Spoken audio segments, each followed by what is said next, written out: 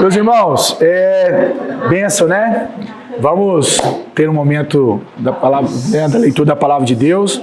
As crianças aí que estão me ouvindo, vamos começar a ler o texto. E eu quero, desde já, né, com as crianças, para que elas possam prestar atenção, principalmente nos personagens da história, né, professora Rosângela? Então, quando eu estiver lendo, que vocês vão tentando encontrar. Quem encontrar mais personagem que eu falar, vai ganhar um prêmio, beleza? Salvação em Cristo. Esse é um prêmio, né? Pode ficar tranquilo que isso aí está garantido. Né? Amém? Amém. Abra sua Bíblia em Lucas, capítulo 19. Nós vamos ler a partir do verso 11 até o verso 27. Creio que é mais uma vez um texto, né, muito conhecido por todos nós, mas eu creio que, né, Deus pode trazer para nós não só um sentido, um significado, mas uma revelação sobre esse texto. Então, prestemos atenção no texto, por favor, e como eu de costume gosto de fazer quando a gente vai ler uma parábola, eu gosto de aprofundar muito em cada versículo, e hoje não vai ser diferente. Então, prestemos atenção juntos, porque muito provavelmente nós vamos ter uma percepção completamente nova a respeito desse texto. Amém? Amém, crianças? Amém, Cauã?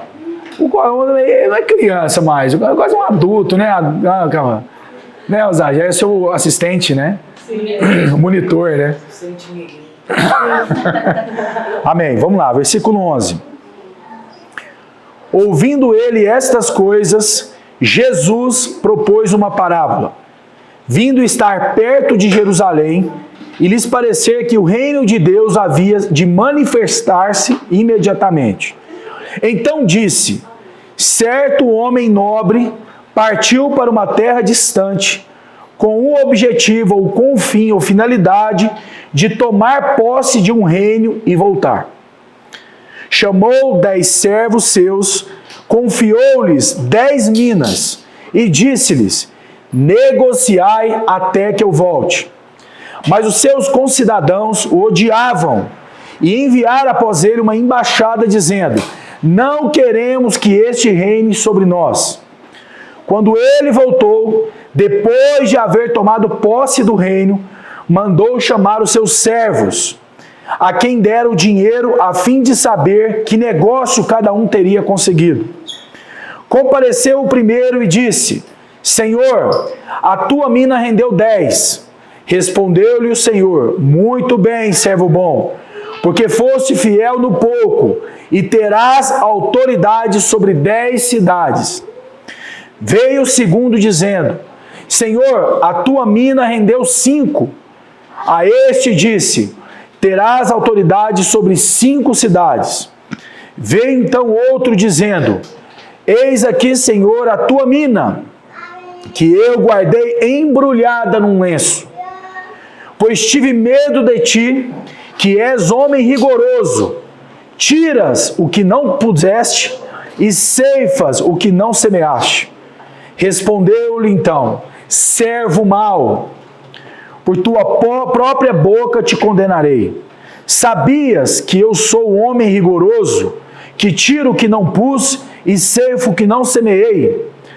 Por que não puseste o meu dinheiro no banco, e então, na minha vinda, o receberia com juros? E disse aos que assistiam: tirai-lhe a mina, e dai ao que tem as 10. E lhe ponderaram: Senhor, ele já tem 10. Pois eu vos declaro: a todo que tem, dar-se-lhe-á, mas ao que não tem, o que tem lhe será tirado. Quanto, porém, a esses meus inimigos que não quiseram que eu reinasse sobre eles, trazei-os aqui e executai-os na minha presença. Palavra difícil, né? Como entender esse texto, né? Mas vamos orar, pedir para Deus misericórdia, né? Amém? Crianças, vamos ter um tempo de oração. Curva a sua cabeça. Deus de graça, Deus de misericórdia, Deus de bondade, te louvamos, Senhor, por esse dia. Te louvamos, ó Pai, porque o Senhor é o Senhor desse culto, Senhor. O Senhor é o nosso alfa, nosso ômega, o Senhor é o nosso princípio e o Senhor é a nossa única finalidade e propósito, Senhor. Por isso, Senhor, nós rogamos a Ti nessa hora que de alguma maneira o Teu Espírito possa nos fazer compreender a Sua palavra. Que juntos possamos discernir a Sua intencionalidade nesse texto, Senhor. Que nós possamos compreender a profundidade, a largura, a altura, a grandeza da Tua palavra.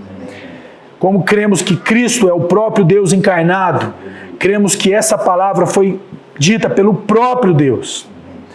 Cremos que tudo, absolutamente tudo que Cristo disse, as vírgulas, as pausas, tudo o que Ele disse e não disse, é pura revelação, Senhor. Por isso, Deus, permita que através desse texto que foi narrado por Lucas, possamos compreender a grandeza da Sua revelação, Senhor.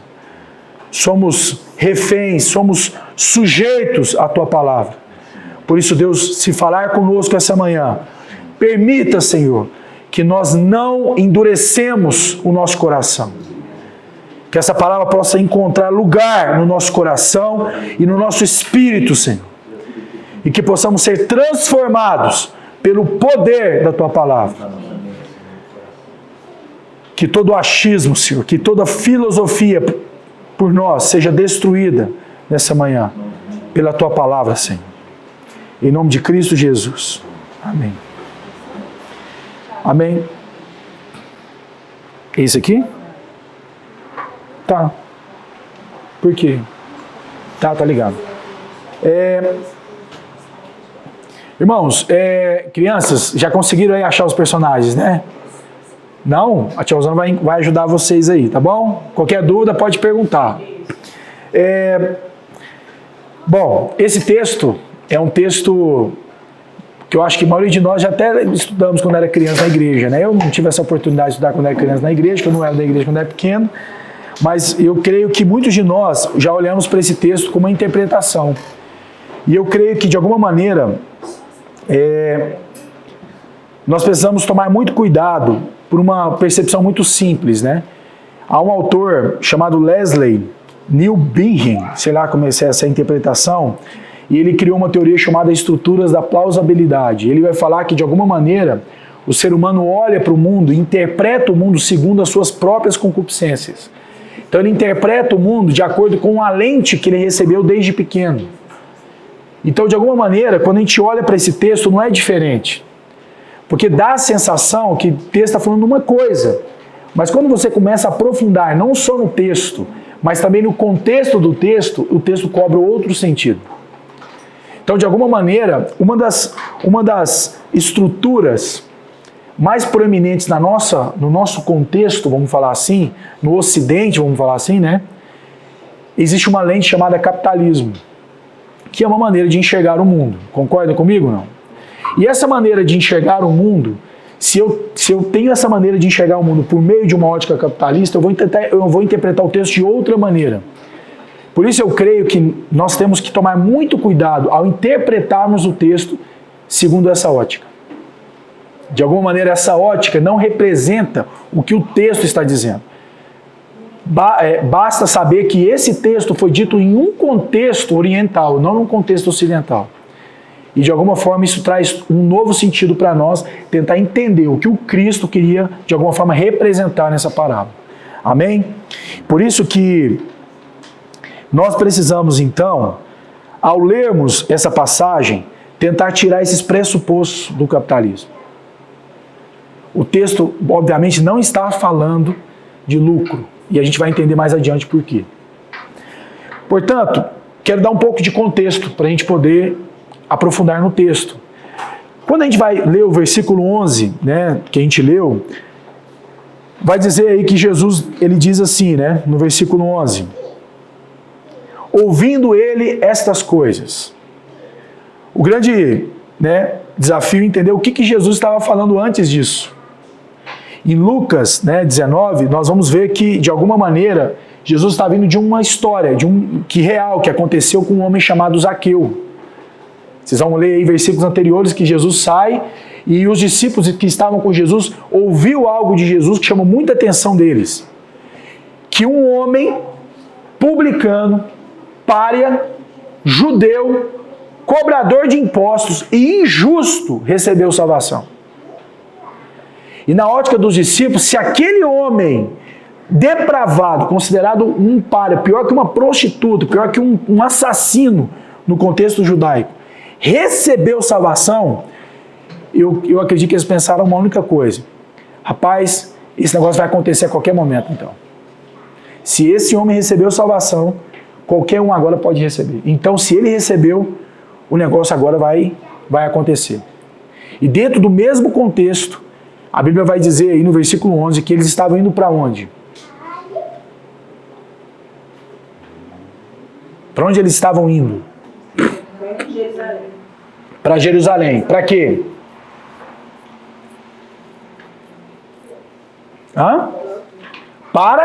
Eles iam fazer uma coisa em Jerusalém. Eles estavam indo para uma festa. Que festa? Para uma celebração, na verdade. Para uma Páscoa, meus irmãos. E o que a Páscoa representa? De uma maneira bem simples. A libertação do povo do Egito, da escravidão. Portanto, dentro desse contexto todo, você vai ver aí no versículo 11, quando Jesus fala, né? Ouvindo ele estas coisas, Jesus propôs uma parábola. Visto que estava próximo a Jerusalém, e, presta atenção, e lhes parecer que o reino de Deus havia de manifestar o quê? Imediatamente. Então é importante vocês entenderem esse contexto que está rolando no texto. Por quê? Porque isso vai mudar toda a regra do jogo aqui. Diante desse contexto, imagina, um louco, um desorientado que para nós jamais receberia salvação, sei lá, um político bandido, que você fala, esse é capeta, sabe essa coisa que a gente fala? Esse é capeta. Aí vem Jesus, salva um cara desse, dentro desse contexto, indo para a Páscoa, e esse cara fala, pai, vai manifestar, se agora não falta mais nada para acontecer, nós já está indo em direção, vai, né, já tentar entender os desenhos. Agora uma coisa importante, que é muito importante de entender também. Desde a época de Jesus, em todas as eras, inclusive a nossa era, agora que a gente está vivendo, sempre existiu o conceito, a sensação de que Jesus vai voltar amanhã. Sabe essa coisa falando, agora não falta mais nada. Rapaz do céu, Bolsonaro ganhou, não entrou, e agora o mundo vai acabar. Sabe essas coisas? Sabe essa sensação de falar assim, pais, fiquem tranquilos, porque agora o quê? Vai acontecer, o reino de Deus vai ser estabelecido, nós já temos um general, temos um rei, nós temos um exército, né? Nós temos não sei o quê, nós temos o salvador da pátria e está tudo resolvido. O problema é o seguinte, todo mundo que pensou assim, amargou uma longa espera. Então até hoje esperando, e pode ser que entre nós também, nesse contexto que a gente vive hoje, tenha pessoas também que estejam pensando da mesma maneira, que agora não, agora Jesus vai voltar, eu estou vendo todos os sinais. Que sinais, irmão? Eu estou vendo pai com filho, filho com pai, eu estou vendo droga, eu estou vendo conhecimento que se multiplicou, eu estou vendo uma série de coisas, agora é certeza. Pode ser, irmão, que essa certeza demore mais uns, sei lá, uns 200 anos aí. Mas por que é perigoso pensar assim? E aqui que começa, né, o contexto para o texto. De alguma maneira, quando esse tipo de pensamento entra na cabeça de nós, seres humanos, crentes, isso de alguma forma afasta de nós uma palavra muito simples, a responsabilidade com o momento que nós vivemos. E pensar que o reino de Deus está chegando amanhã ou qualquer momento, tira inconscientemente de nós a responsabilidade com um momento. E que tipo de responsabilidade? A responsabilidade de enfrentar poderes fáticos ou qualquer outro tipo de poder com a verdade de Cristo. Vocês vão perceber que o texto tem muito a ver com isso. Então, estejam em mente esse contexto, é muito importante. Vocês vão perceber que isso faz todo sentido. Então, dado esse grande contexto, a grande pergunta é, para que paz e reconciliação se Jesus vai voltar a qualquer momento? Para que, de alguma maneira, me preocupar se o reino de Deus está próximo? Por que me comprometer com algumas coisas? Por que me comprometer com problemas que estão acontecendo no mundo, sendo que Jesus vai voltar mesmo? Por que me comprometer, às vezes, com a política que seja, que vai afetar não só a minha vida, mas principalmente a vida de milhares de pessoas, se Jesus vai resolver o problema mesmo? Por que me preocupar com isso? Não é verdade? Então, de alguma maneira, o texto fala que o reino de Deus, de alguma forma, está chegando. Mas não fala que hora ele vai chegar. E a palavra de Deus, eu já compartilhei isso com os irmãos em outra oportunidade, quando fala dessa, não sei quando se lembra da oração do Pai Nosso, quando a gente faz a oração, né, que o reino de Deus, né, como é que fala lá, Rodo? Venha a nós o vosso reino, que seja feita a tua, mas nos céus. Muitas pessoas têm uma grande confusão a respeito do reino de Deus. Por quê? Porque de alguma forma a Bíblia fala que o reino de Deus chegou em Cristo, ou não? Mas ao mesmo tempo fala que ainda está no futuro. Vários textos mostram isso. Fala também que o reino de Deus está próximo de nós, mas que ao mesmo tempo está distante. Fala também que os seguidores de Jesus jamais conhecerão o dia e a hora do reino de Deus, ou a chegada do reino de Deus.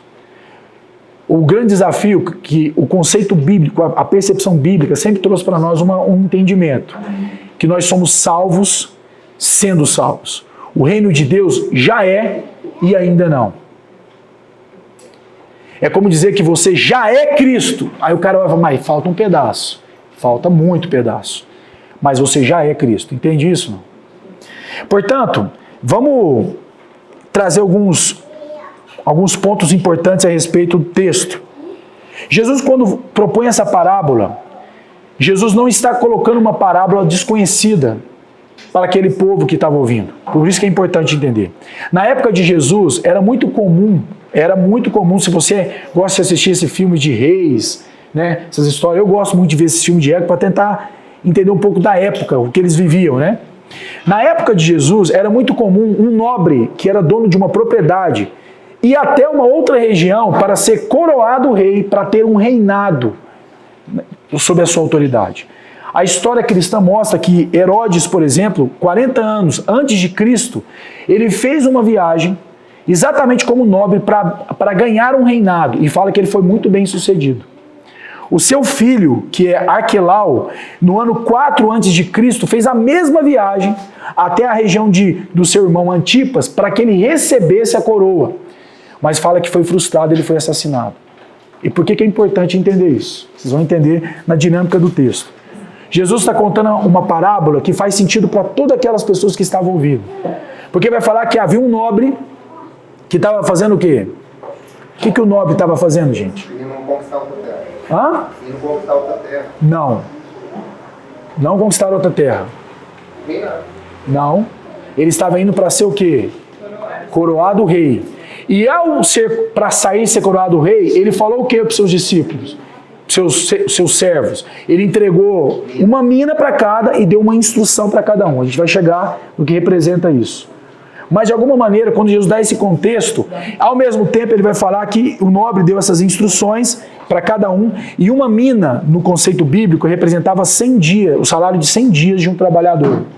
Uma mina representava 100 dias de um trabalhador. Então, ele vira para os seus servos e fala, empenhem-se, esforcem-se em negociar essas minas, até que eu volte. O desafio, foi tão interessante ler esse texto, porque nós estamos vendo um contexto muito parecido com isso, recentemente, que vai nos ajudar a entender o texto. Foi mais ou menos, imagina a cena do ex-presidente da República, Bolsonaro, chamar eu e você, entregar um dinheiro e falar o seguinte, olha, eu estou indo para os Estados Unidos e chegando lá, eu vou ser coroado dono desse negócio todo aqui, mas eu preciso que você confie em mim. Só que eu vou te dar esse recurso, você vai abrir um negócio, só que é o seguinte, você vai pôr na placa do seu negócio qualquer coisa que transmita essa mensagem. Sei lá, tapetes do São Mito. Entende isso? Tapetes do grande Senhor da história. Sabe essa coisa assim? E por que é importante entender esse contexto? Porque o Bolsonaro foi. Ele vai voltar? Você sabe não? Esse é o problema. Quem vai se comprometer com o Bolsonaro? Fala pra mim, mãe. Eu estou fazendo uma analogia para explicar o contexto da história. Jesus chamou seus servos, presta atenção nisso. Entregou as minas. E eu vou explicar o que quer dizer isso. E deu o que para eles? Um desafio, certo? E ele foi. E ele vai voltar, não? Vai. Ah, vai? E aí, meu irmão? A pergunta é, quem vai se comprometer? Eu estou trazendo essa analogia para ficar mais claro o que está dizendo no texto. Porque agora vai ficando mais interessante. Porque a pergunta é, o que você faria no lugar desses servos? Porque o grande desafio aqui é o que esse nobre, que até então não foi feito rei, quer saber daqueles servos. E aí, vocês vão se comprometer ou não?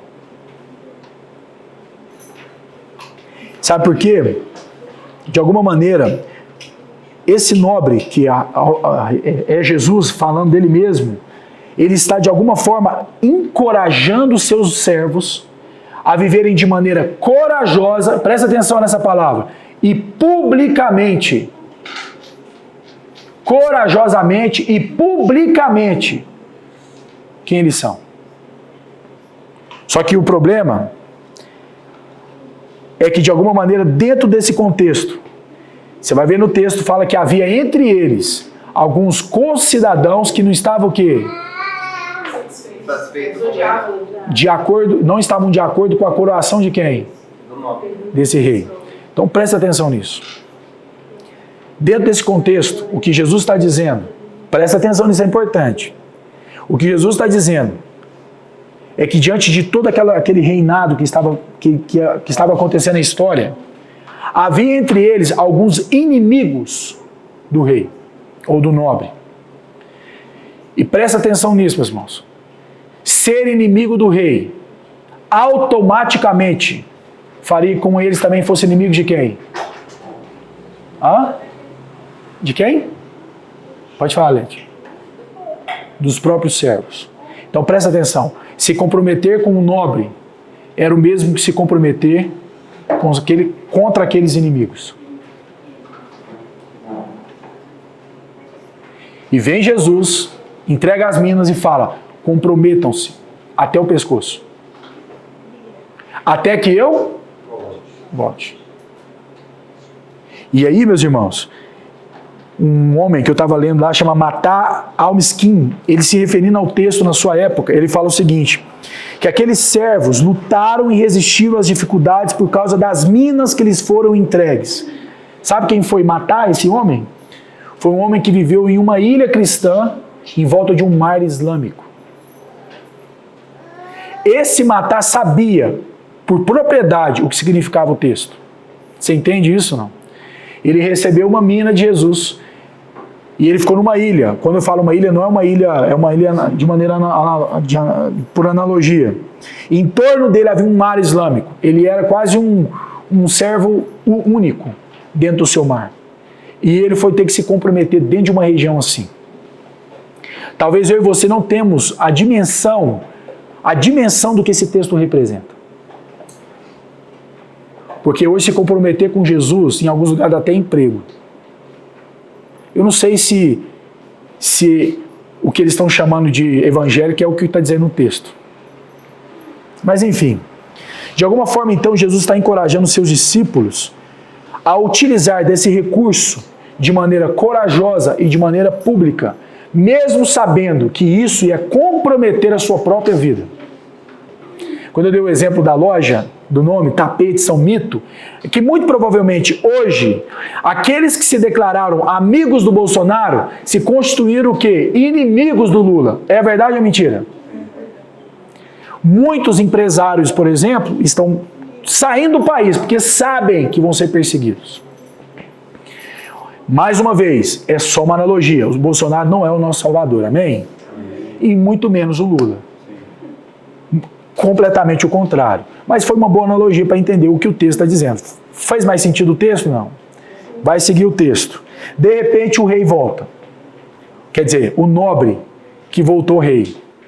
E agora vocês vão começar a entender o texto. Mais ainda, né? Eu sei que vocês já estão entendendo.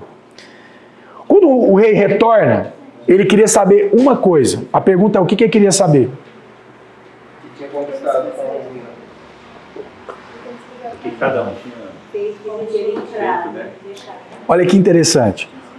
O que ele queria saber é uma palavra grega que só aparece em toda toda a Bíblia nessa passagem. Não existe outra, então você vai procurar lá no grego, não acha outro texto para poder servir, para balizar o que está querendo dizer o texto. Mas é uma palavra que se chama diepragmateu santo, que vem de diapragmateumai.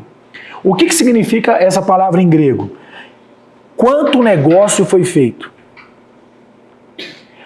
Algumas Bíblias, eu não sei se a sua está com essa interpretação, mas muito provavelmente, em uma esfera ocidental capitalista, traduziu esse texto de outra maneira, porque existe uma possibilidade de interpretação, que significa, quantos você ganhou negociando?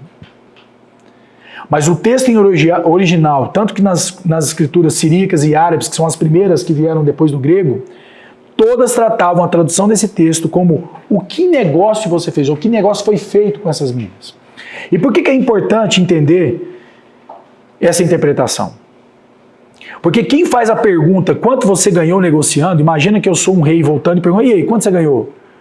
A resposta é o quê? Ganhei 1.000, ganhei 2.000, 3.000. Ele quer saber realmente quanto lucro você teve. Mas se a tradução for quanto negócio foi feito, a preocupação dele não é quanto lucro. Sabe qual que é a preocupação? Quanto você se expôs com a sua mina? Quanto... Hã? Pode falar, Lete. Nas traduções mais atuais, todas falam haviam conseguido ganhar esses negócios. Mas na árabe, mais antiga, ela fala a fim de saber que negócio cada um teria conseguido. Tá vendo? Que negócio cada um conseguiu. Por isso que eu falei no início, que se eu leio esse texto com uma interpretação capitalista, eu vou achar que Jesus está falando de quê? Dinheiro e lucro. E ele não está falando disso. Ele está falando quanto negócio você fez. A pergunta dele é, quanto você se expôs com a mina que eu te dei? Quanto você de alguma forma transmitiu para outras pessoas a mina que eu te dei? E aí vai fazer mais sentido, eu estou construindo esse contexto todo para poder avançar mais. Portanto, a primeira expressão, a primeira tradução, que é a mais coerente, fala de fidelidade. Enquanto a outra fala de lucro. Por isso nós temos que tomar muito cuidado com para tentar entender o que o texto está dizendo. E aí, após ele voltar então e querer saber isso, vem então o diálogo do rei com seus servos. E aqui começa algo muito importante. Quando Jesus, ou quando esse rei fala com o primeiro servo, a resposta do servo foi surpreendente. Porque a resposta do servo, eu vou pegar lá no texto mesmo, vai falar o seguinte: compareceu o primeiro e disse, Senhor, presta atenção nisso, a tua mina rendeu 10. E por que é importante entender essa expressão? Peraí, opa, vou sair onde eu estava aqui. Opa, perdão. Essa palavra, sua mina produziu 10 minas, de alguma forma o servo está dizendo que as suas dádivas, dadas a mim, renderam, não salvação, renderam-se 10 vezes mais. É como se esse servo dissesse que a graça que eu recebi do Senhor me produziu, me possibilitou construir ainda mais sobre essa mesma graça. Ele não disse as minhas competências, as minhas habilidades, a maneira, o mercado, a forma como estudei o mercado produziu o resultado. Ele disse que as suas minas produziram mais minas. E aqui, meus irmãos, o texto está falando do conceito da graça. Quando a gente fala da graça, dessa participação por graça. Eu e você sabemos hoje que quando Deus nos deu a dádiva, toda essa dádiva da graça, da misericórdia, isso que Ele nos deu pode produzir mais dádiva e mais misericórdia de Deus, de alguma maneira. E esse rei, conversando com os servos, ele não faz, olha que interessante, ele não faz um elogio aos servos pelo sucesso que eles tiveram com o resultado. De alguma maneira, esse servo, esse rei, na verdade, elogia o que então? A fidelidade pela qual eles se mantiveram.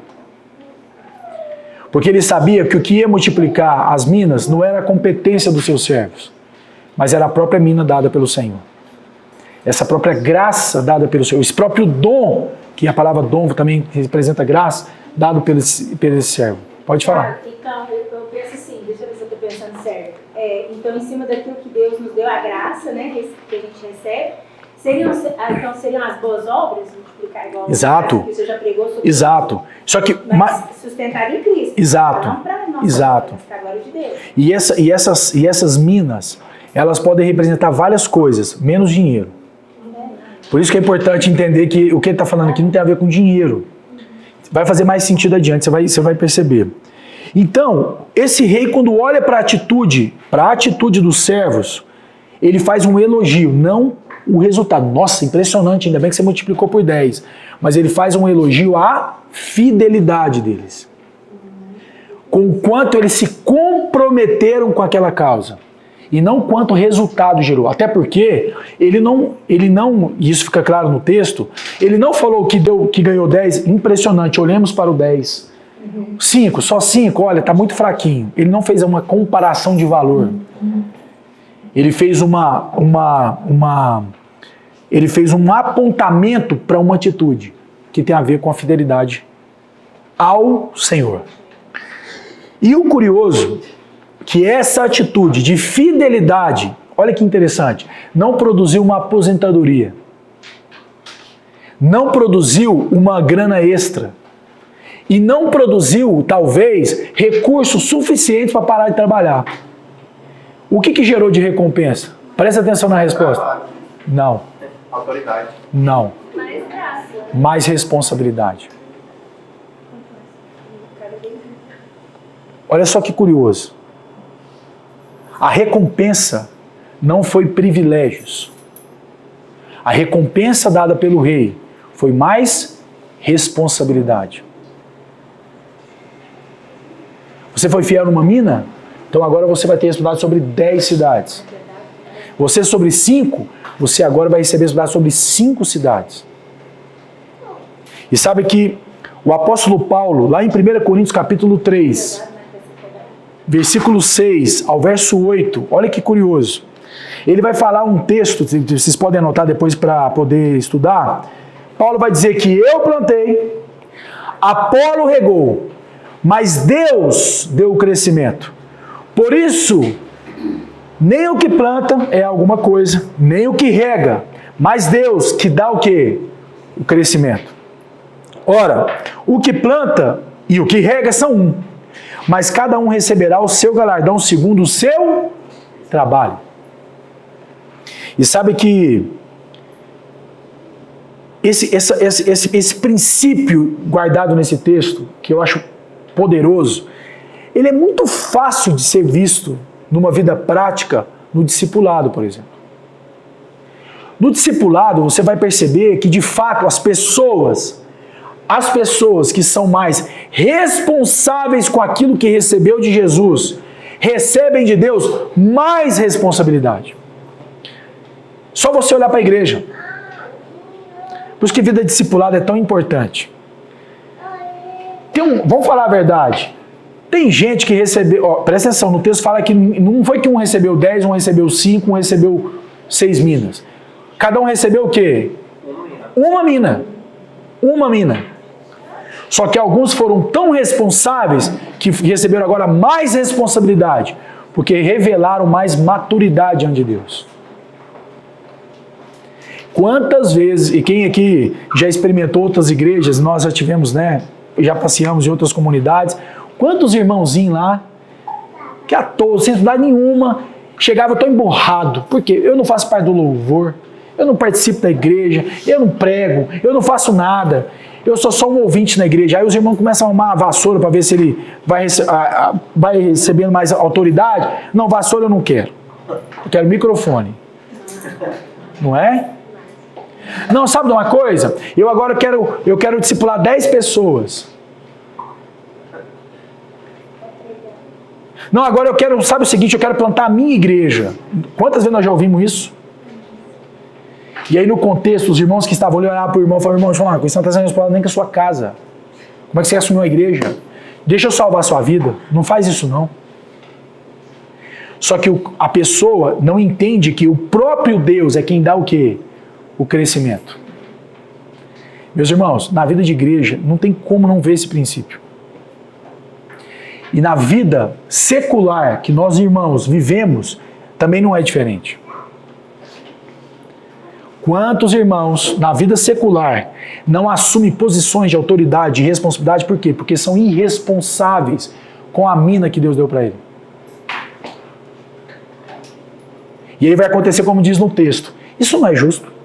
Lembra o que aconteceu lá no final? O que tinha um tomaram dele, deram para quem tinha o quê? 10. O que Jesus está dizendo é o seguinte.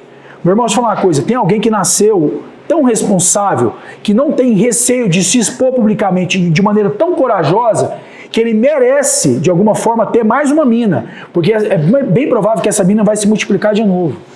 Pela sua responsabilidade. E não pela sua eficácia. Não pela sua competência. O texto não está falando de competência. O texto está falando de quê, meu irmão?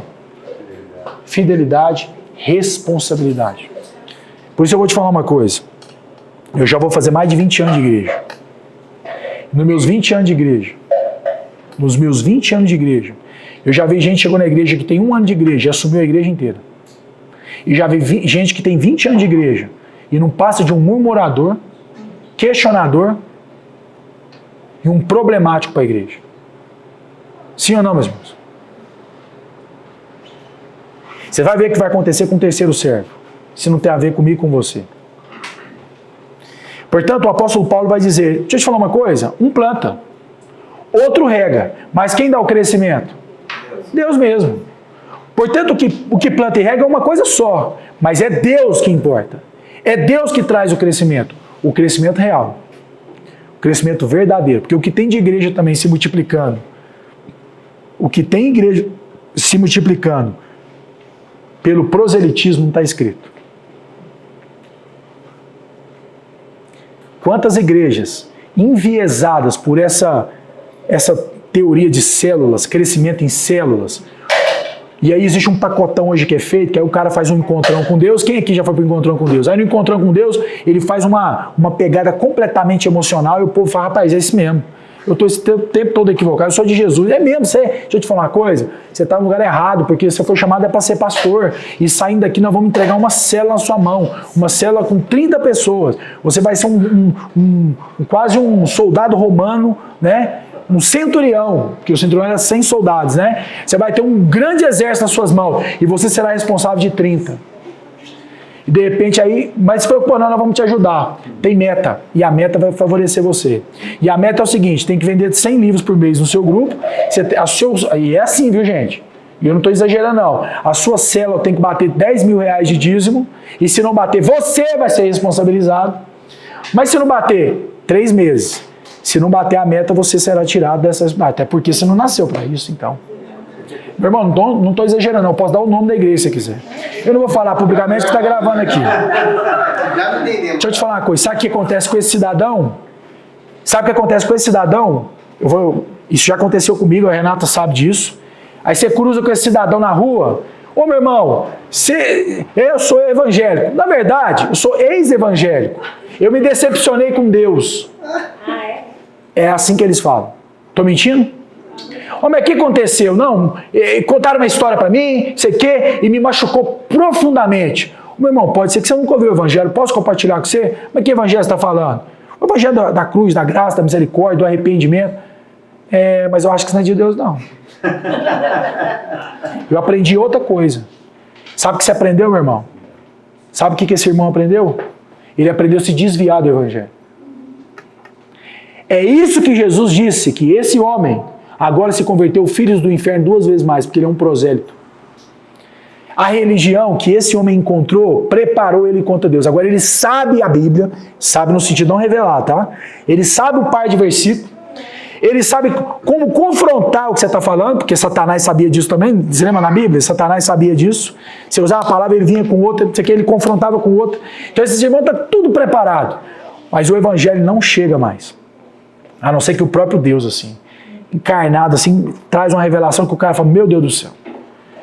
E esses irmãos são tão feridos e tão machucados que tudo que se fala em nome de Deus para ele agora se torna o quê? Uma aversão.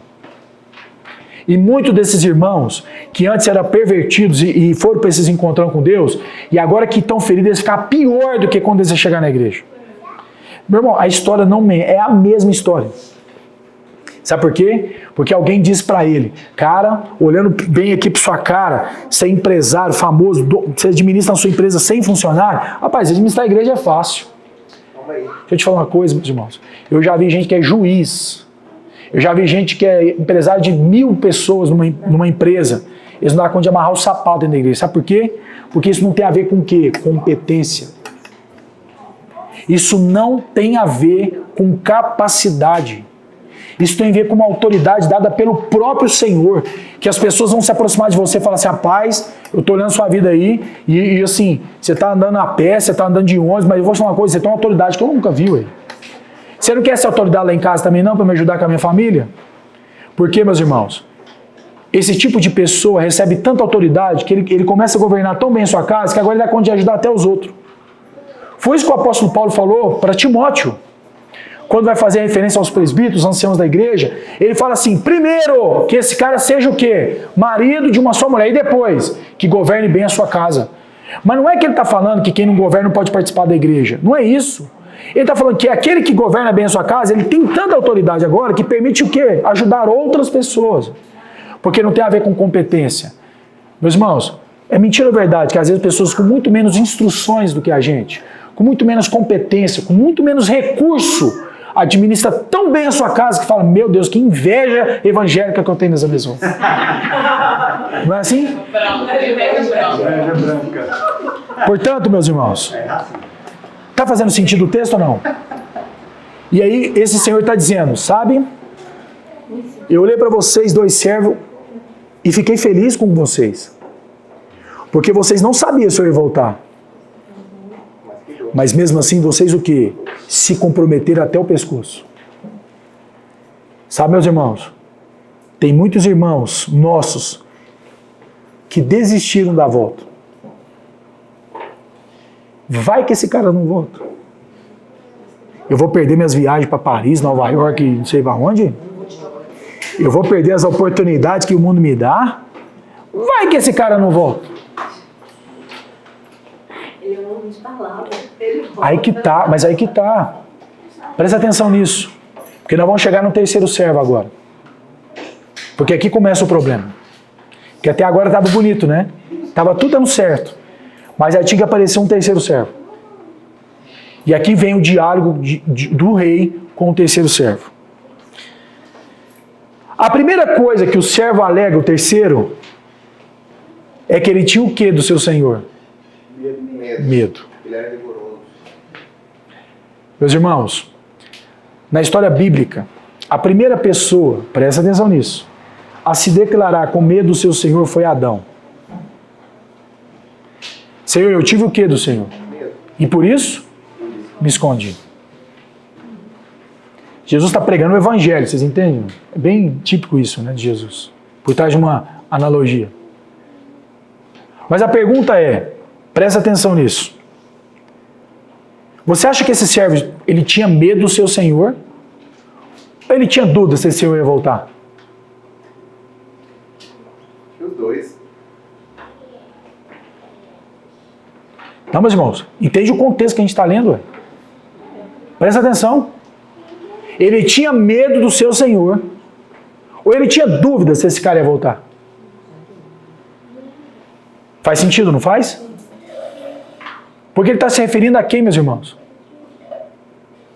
Meus irmãos, eu garanto para vocês, mais adiante, esse diálogo vai ficar tão surpreendente, que até eu mesmo, quando estava lendo e estudando, eu falei, não é possível que Jesus escondeu isso dentro dessa parábola. É impressionante. Impressionante como é que Jesus, no meio de uma turbulência, no meio de uma salvação de Zaqueu, que foi pavorosa, porque lá vai falar que havia uma grande multidão entre eles. E era um cara que estava na árvore escondida e recebeu salvação, e aquele tanto de louco que parecia que estava atrás de Jesus não recebeu salvação. E um homem depravado, roubador, que estava escondido na árvore, presta atenção, foi encontrado por Jesus.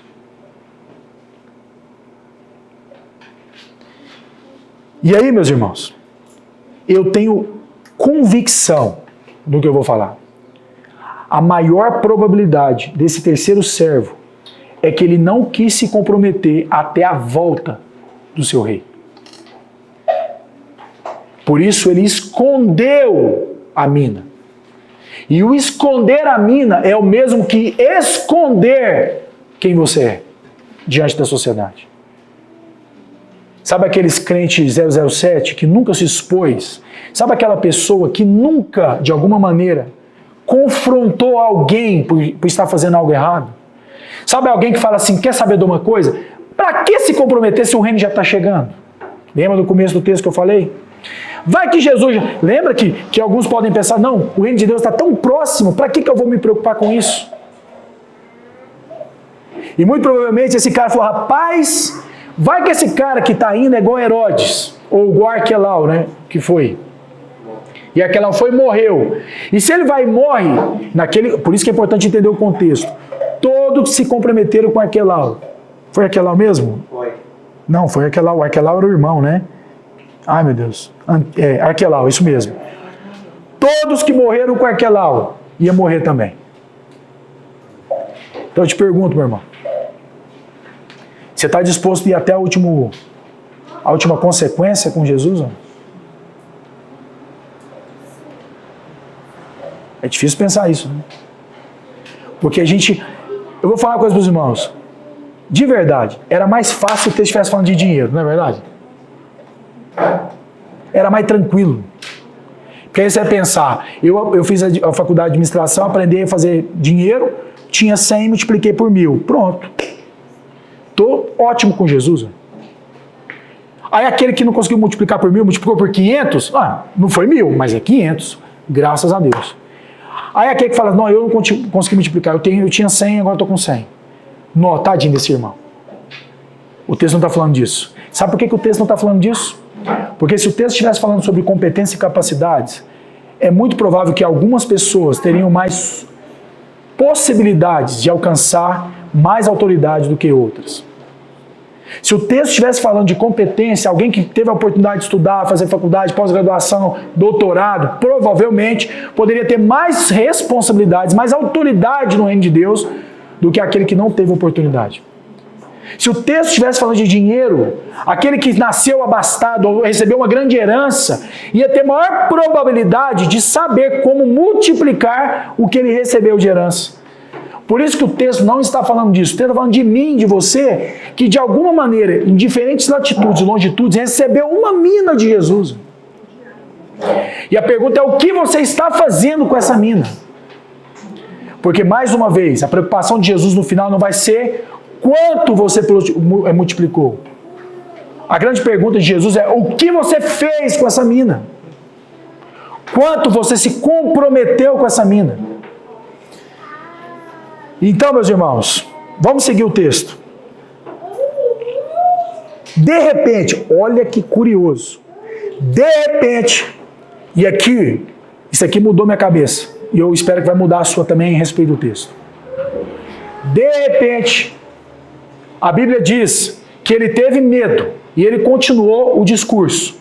E ele falou assim, porque eu sei que você, falando de quem? Do rei, ou Jesus, é um homem severo. Imagina Jesus ouvindo isso.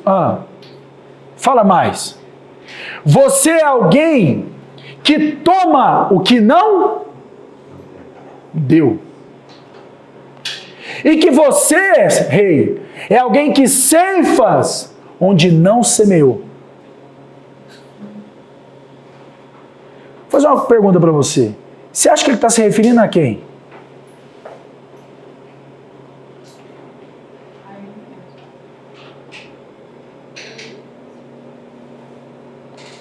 Existia, e você... Oi, Yara? Exato. Exatamente, por aí vai. Presta atenção no contexto. Na nossa época histórica, vamos falar assim, existiram dois tipos de povos que ficou conhecido como os gauleses e como os beduínos. Essas duas culturas, que tem a ver com a maneira de pensar que conformou essa cultura, eles acreditavam que não existia virtude no trabalho manual. A grande virtude entre eles era roubar as pessoas que trabalhavam. Existia, inclusive, existe isso, se vocês quiserem procurar, houve um homem, Cícero, que era um filósofo escritor, que escreveu Da República, que é um livro, né? E ele fala assim no texto: os gauleses acham uma infâmia o trabalho manual de cultivar grãos. Por isso saem armados e ceifam nos campos de outras pessoas. A grande pergunta é: o que esse servo fez então para esse rei? Ele insultou o rei. Ele estava falando algo desse rei que esse rei jamais foi. E aqui vai ficar mais interessante. A grande pergunta é: ao ser insultado, qual foi a reação do rei? Porque a pergunta é: muita gente acha, muita gente já leu esse texto, acha que porque esse rei não deu uma murra na cara dele, ele acha que ele concordou com a falácia daquele cara. Ele acha que esse rei deveria ter feito assim: opa, você não está falando comigo não, você está pensando que está falando com quem, rapaz? O problema foi a visão desse rei frente ao insulto que ele recebeu. Deixa eu te falar uma coisa. Lembra quando Jesus foi insultado pelos fariseus, tomou uma bofetada na cara? Sabe o que era um bofete? Já falei isso aqui uma vez. Vocês lembram o que é um bofete? Não. Bofete é uma arma. Bofete é um equipamento de tortura. Bofete era uma arma que tinha um pedaço de pau e na ponta desse pau tinha garras de ferro, que na hora que você batia em algo, o objetivo era bater, arrancar e puxar a carne fora. Quando fala que Jesus tomou uma bofetada, não é que vem alguém e deu um tapa na cara dele assim: toma aqui, seu palhaço. Não, a Bíblia fala que o bofete, quando bateu, rasgou o rosto de Jesus assim. E quando Jesus rasgou, quando tomou uma porrada na cara, a Bíblia não fala que Jesus falou: opa, você está pensando que está falando com quem? Deixa eu falar uma coisa para vocês. Você está batendo em Deus, você sabia? A Bíblia fala que como uma ovelha muda, como alguém que não se fez caso, alguém que não, de alguma forma, bateu o pé e falou: não, isso eu não aceito. Xingar até que vai, mas um tapa, uma bofetada, aí apelou. Eu sou da favela, meu irmão, aqui, o bicho vai pegar agora vocês. A Bíblia fala que ele não reagiu. Por isso que esse rei também não reage da maneira como você esperava, ou como eu esperava. Ele foi insultado pelo terceiro servo. E mesmo diante do insulto, ele reage de outra maneira. E aqui nós vamos entender a reação desse cara.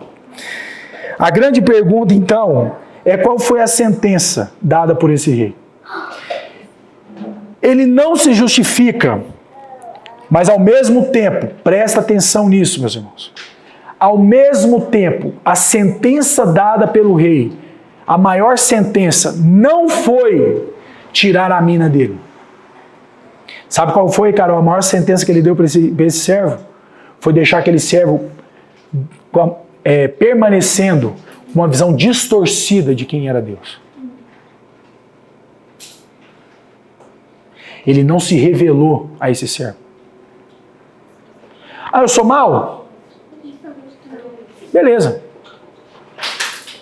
Você vai ver que no texto, em nenhum momento o rei fala: realmente, eu sou mau. Ele não fala isso. Ele não assume essa figura. Mas aqui ele fala: sobre a sua boca, sobre a sua fala, te condenarei. Tá ou não está escrito aí no seu texto? Ele não disse: realmente, você tem razão. Você está achando que eu sou um gaulês, ou você está achando que eu sou um beduíno. Faz sentido. Aliás, eu vim para roubar, matar e destruir, ué. Portanto, a atitude desse servo, presta atenção nisso, gente, isso é muito profundo. Todo aquele que não faz a vontade de quem foi enviado, no caso de Deus, insulta a Deus. Tiago, eu tô com a graça que eu recebi de Jesus, com a mina, com o dom que eu recebi dele, mas eu não vou fazer nada. Deixa eu te falar uma coisa, você está insultando a Deus. Sabe por quê? Se você e eu estamos fazendo isso, você está achando que está lidando com outro Deus e não com um Deus da história. Você provavelmente tem uma distorção míope de quem nós estamos falando. E sabe o que Jesus vai fazer com você e comigo? Nada. Sabe aquele irmão embestado que vai fazer, eu faço do jeito que eu quero, eu vivo do jeito que eu quero, aí a gente acha que Jesus vai pular na frente dele. Sabe qual é a maior sentença que Deus pode dar para um homem e uma mulher? É não fazer nada. Romanos capítulo 1 fala sobre isso. Que Deus os entregou às suas próprias paixões e concupiscências. Então eu vou te falar uma coisa. Sabe qual foi o maior milagre na sua vida, meu irmão, e na minha? É Jesus topando a mão no seu peito e falando assim, meu irmão, chega. Chega. Você precisa conhecer alguém que você nunca conheceu. Você talvez precisa conhecer alguém que nunca te foi revelado. Você precisa conhecer alguém que muito provavelmente ninguém te contou. Você precisa conhecer alguém que a sua vida inteira mentiram para você sobre essa pessoa. Você precisa conhecer alguém que é muito maior do que uma compreensão humana. Você precisa conhecer alguém que palavras não podem defini-lo. Você precisa conhecer alguém que nenhuma competência filosófica, nenhuma competência de negócio, nenhuma competência de força pode conhecê-lo. A não ser que esse próprio Senhor decida na sua soberania se revelar a você. Olha que sentença que ele deu para esse homem. Sabe o que vai acontecer, meu irmão? Sabe o que vai acontecer, minha irmã? Sabe o que vai acontecer, servo mau? Você vai permanecer entendendo o que você está entendendo. Você não vai ter uma revelação de quem eu sou. Sabe os dois primeiros servos? Sabe por que eles fizeram o que fizeram? Porque eles têm uma total consciência da minha natureza. E você não tem. Olha que louco. Os dois primeiros servos não tinham uma distorção sobre a natureza do rei. Eles provavelmente tinham uma plena convicção de quem era aquele rei. Eles estavam completamente, como diz na gíria, né, Pedro? Fechados com aquele rei. Você sabe que lá em 2 Timóteo, não lembro exatamente o capítulo e o versículo, tem um texto que fala assim: mesmo quando somos infiéis a Deus, Deus é fiel conosco, porque você é lindo e maravilhoso. Sabe o que diz o texto? Sabe por que Deus é fiel a você, meu irmão? É fiel a ele mesmo. Porque Deus não está fiel. Ele é. Deus não consegue ser outra coisa, porque Ele é fiel. Você sabe que uma das maneiras de demonstrar fidelidade ao Senhor é quando nós nos relacionamos de maneira fiel? Sabe por que, meu irmão, você e eu precisamos ser fiéis a Deus? Por quê? Quem pode me ajudar? Por quê, meu irmão? Ele é fiel conosco. Porque Ele é fiel. Portanto, preste atenção nisso. Se você é verdadeiramente um servo do Senhor, um servo do Rei, você deveria ser como o Rei. Dizer ser servo do Rei é estar comprometido com a maneira como o Rei pensa. Portanto, estar comprometido com o Rei não é tentar fazer com a mina o que você acha que tem que fazer com a mina. E o terceiro servo achou que tinha uma resposta boa. Vou fazer o quê? Vou guardar. Mas fiquem com isso na cabeça. Ele não estava com medo do rei. Não. Ele estava com medo do que poderia acontecer caso o rei não voltasse. Sabe o que aconteceu, meu irmão? Ele não se comprometeu o pescoço. Lembra da história do porco e da galinha? Todo mundo conhece a história do porco e da galinha? Alguém não conhece? Levanta a mão. Quem não conhece? Não conhece, Pri? O porco e a galinha? Não, filho? Então escuta a história. Vocês vão entender um pouco a história que faz sentido. Um dia, a galinha levantou e teve uma brilhante ideia. A galinha chamou o porco, André, e falou assim: eu tive uma ideia bacana. O porco: pois não, qual que é a ideia? Que tal fazermos um café da manhã para os nossos donos? Eles são tão gentis com a gente. O porco falou: rapaz, a ideia é maravilhosa. Galinha, tô junto com você. Vamos embora. O que você pensou? O que você pensou em fazer de café? A galinha falou o seguinte: ovos com bacon.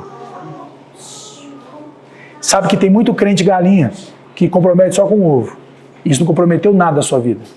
Mas o porco para virar bacon, meu irmão, teve que morrer. Por isso a pergunta é se é um porco galinha, se é um crente porco ou um crente galinha. A história aqui está dizendo que os 2 primeiros servos eram crente porco. Porque eles se comprometeram o quê? Até o pescoço. E você sabe que agora existe um mistério na Bíblia que eu e o Paulo, nós não compartilhamos ainda com vocês. Que o Paulo tem logicamente mais compreensão sobre isso, mas eu tenho uma nítida, não uma profunda, mas uma nítida compreensão. No Evangelho é demonstrado que existe um juízo presente e um juízo eterno. Vou dar o exemplo para vocês. Na Bíblia fala que aqueles que negam o Evangelho, aqueles que negam a Cristo, que negam o perdão e o favor de Deus, serão condenados eternamente, ou seja, para sempre. Certo? Isso é um juízo eterno. Mas a Bíblia fala lá em 1 Coríntios, capítulo 13, da ceia, que aqueles que bebem e comem sem discernir o corpo, bebem e comem juízo para si. Esse é um juízo presente. Esse juízo presente, na maioria das vezes, é utilizado por Deus para chamar a atenção dos seus filhos, para corrigi-los de um caminho mau. Ao mesmo tempo, a Bíblia vai falar de um galardão eterno e de um galardão presente. Meus irmãos, é assim, em nome de Jesus, façam o que Jesus nos mandou, por exemplo, observar. Já parou para pensar que Jesus era mestre e falar assim, vem cá, olha os passarinhos. Vem cá, olha as plantas. Sabe por que Jesus fazia isso? Porque ele queria te chamar a atenção para alguns princípios que estão dados pelo Senhor nessa vida, que eu e você ignoramos. Então eu vou fazer como Jesus fez. Meus irmãos, observa a igreja. Observa os outros irmãos. Observa outros irmãos que provavelmente não estão aqui, que são de outras comunidades. E repara como eles vivem. Repara a responsabilidade que eles têm com a mina que eles receberam. Sabe por que eu estou falando isso? Você vai ver alguns galardão eles recebendo nessa própria vida. E aqui não tem a ver com teologia da prosperidade, não é isso. Eu vou falar uma coisa para os irmãos, de verdade. E aqui, mais uma vez, não é tema, mas eu vou falar da minha percepção. E que isso não seja registrado como uma teologia da prosperidade em nome de Jesus. Mas eu vou falar uma coisa para vocês. Eu tenho 20 anos de igreja. E eu já vi o que Deus faz com quem é fiel, por exemplo, nos dízimos. E já vi o que Deus faz com quem é infiel. Eu já vi crente na igreja que é fiel com R$100, porque ganha R$1.000 por mês, fazer com R$1.000 um mistério. Mas já vi irmão na igreja que ganha 20 mil, 30 mil, e que é infiel nisso, passar dificuldade. Deixa eu te falar uma coisa, olha para a igreja. E por que é importante isso? O que produziu essa má interpretação do rei, de olhar para o rei e ver outra coisa, foi a infidelidade do terceiro servo. Porque a Bíblia vai dizer que esse servo recebeu uma mina como os outros demais. E ele era um conservo do seu rei. Mas a Bíblia vai dizer que ele se corrompe por medo desse cara não voltar. E porque ele se corrompe, porque ele foi infiel, a visão dele de Deus começou a ficar deturpada, corrompida. E vou falar uma coisa para os irmãos, e vocês, quem é velho de igreja, vai confirmar comigo. Quantos irmãos da nossa caminhada foram sendo infiéis em várias áreas da sua vida, e de repente esse irmão começou a ver Deus que você não via. Estou mentindo? Renato, faz sentido ou não faz? Você vai falar com o irmão e fala, não, Deus perdoa de todo jeito. Não, meu irmão, deixa eu te falar, você foi encontrado com uma foto com outra mulher. Não, isso não é o que você viu. Deus ama. Meu irmão, deixa eu te falar, deixa eu salvar a sua vida, como o Paulo fala, né? Irmão, quando a gente fala do dízimo, não é porque a igreja está dando dinheiro, não. Isso tem a ver com a sua relação com Cristo. Se é para dar dízimo ou oferta, meu irmão, não vamos discutir isso não. Mas seja fiel, porque isso é um mandamento de Deus. Não. Você está vendo outro Deus, esse é o Deus do Antigo Testamento, Tiago. O Deus do Novo Testamento é outro. É ou não é assim que o cara começa a pensar? Sabe por que ele começa a pensar assim? Porque fruto da sua infidelidade, ele vai construindo um Deus segundo a sua própria concupiscência. E aí se esse irmão, por exemplo, outro exemplo, quando esse irmão, por exemplo, tem dificuldade de perdoar, meu irmão, perdoar é difícil, não é não? Só quem tomou uma porrada para falar. Mas é como esse irmão tem dificuldade para perdoar, sabe que ele vai transformar um Deus que não perdoa os seus inimigos. É um Deus o quê? Vingativo. Um Deus rigoroso. Um Deus que toma onde não colocou. Um Deus que de alguma forma ceifa onde não semeou. É ou não é assim que ele começa a pensar, meu irmão? Porque ele começa a se corromper sem perceber. E sabe o que Jesus vai fazer com você, meu irmão? Sabe o que Jesus vai fazer com você, minha irmã? Nada. Nada. Ele vai olhar para você e vai falar: ah, então eu sou rigoroso, então sobre a sua palavra eu te condenarei. Ah, então quer dizer que eu não perdoo o pecado?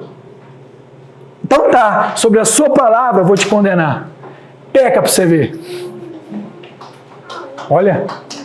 Ah, então quer dizer que de alguma forma eu não sou um Deus galardoador daqueles que me buscam?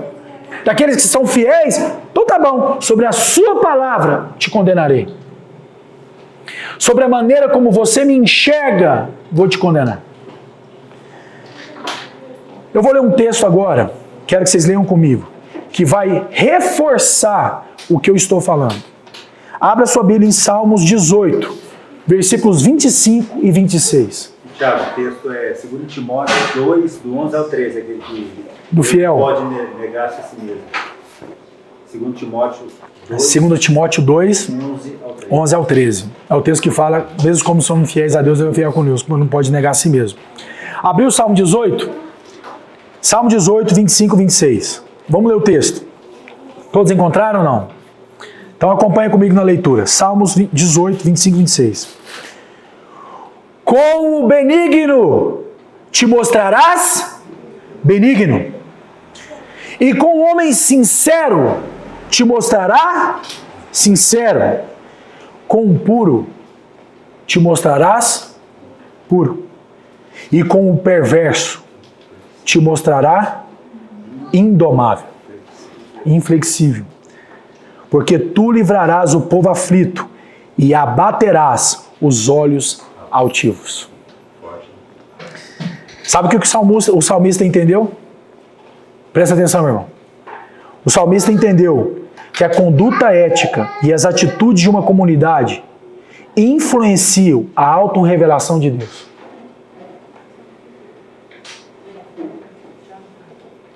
Faz sentido ou não? A atitude e a conduta ética de uma comunidade, de alguma forma, influencia a autorrevelação de Deus a ela. A autorrevelação tem a ver com a maneira como eu vejo a Deus. Sabe que um dos princípios, por exemplo, relacionados ao dinheiro, nós já falamos que é a generosidade. Generosidade. Eu lembro, posso tomar você como exemplo, Pedro? Pode. O Pedro, quando começou a ir lá em casa, lá no The Palms, o Pedro era um problema. Ah, que isso? Gente boa. E eu lembro do Pedro, eu olhava pro Paulo, eu já falamos isso 10 vezes, né? Eu falei, meu Jesus amado, não tem como vir só a mulher e os meninos? Não é verdade? Mas sabe que aconteceu algo na vida do Pedro na época que era interessante. De todas as limitações que o Pedro tinha, ele tinha uma virtude. E engraçado que essa virtude que ele tinha, eu também fazia aquilo demais. A Letícia vai testemunhar isso. Nós tínhamos mania de dar carona pros irmãos. Até hoje, né, amor? Às vezes eu lembro que a Ieda, acabava a reunião e eu olhava os irmãos indo embora, eu ficava numa dó, porque até ir pra portaria, lembra? Que era uma caminhada longa até a portaria. Só que lá na portaria, alguns iam pegar ônibus, outros iam pegar... Na época não tinha Uber, né, Letícia? Como que vocês faziam? Era ônibus, né? Meu Deus! E aí? Não. E domingo, que quando acabava o culto, que era lá em casa, ou na casa da Josi, né? E aí eu me lembro que naquilo eu olhava, eu falava assim, não tem lógica. Não tem como esses irmãos ir a pé, não tem como esses irmãos aqui.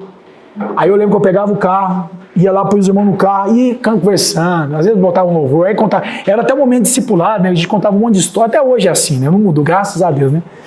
Aí eu lembro que o Pedro, quando o Pedro chegou na igreja, o Pedro parece que ele absorveu essa virtude, ele pegou isso. Eu lembro quando ele chegou, eu falei, Deus, obrigado que você enviou mais um ali, mais um obreiro para ombrar. Mas sabe o que acontece? Essa generosidade, ela promove uma visão de Deus. Porque alguém que é generoso, ele só é generoso porque ele olha para Deus e fala assim, cara, mas Deus é generoso comigo.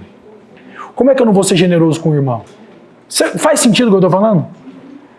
Por isso que quando eu, Tiago, vivo princípios ou algo como esse tipo, isso promove uma alta revelação que eu tenho de Deus. Meu irmão, você quer saber o que você pensa de Deus? Olha o jeito que você vive. É só isso. É mais simples que isso.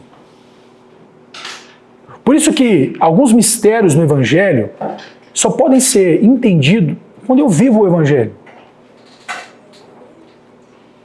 Porque pegando essa mesma analogia que eu falei do Pedro, porque eu olho para Deus, eu acho que Deus olha assim, rapaz, já entendi. Se eu der um carro assim, ele levou 5, se eu der um carro maior, ele vai levar 10, ué. Sabe qual que é o nome disso?